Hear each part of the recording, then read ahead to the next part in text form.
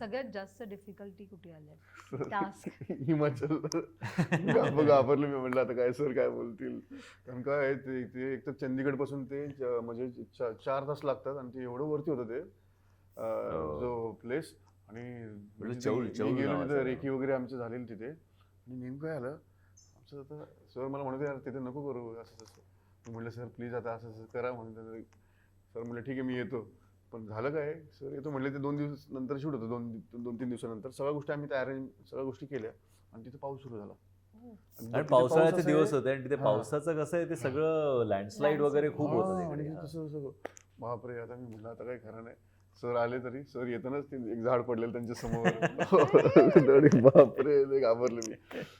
Sir आपले आले, आपल्याला अभ्यास थांबले सर त्यांची गेली. देवाला प्रार्थना केली, तुम्हाला खरं सांगतो मी, देवाला अशी प्रार्थना केली.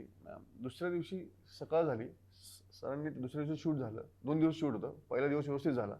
दुसऱ्या दिवशी दुपारी सरांचं पॅकअप झालं, सर निघाले आणि पाऊस सुरू झाला.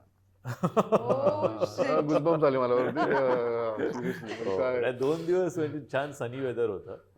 नाहीतर त्याच्या अगोदर बापरे.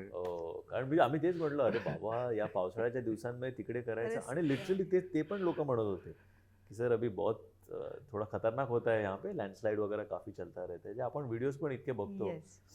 ते म्हटलं हे दिवस जाऊ दे, याच्यानंतर आपण जाऊन करूया. पण झालं बाबा. आणि जेव्हा झाड पडलं तेव्हा तुझी मी बोला था ना मैंने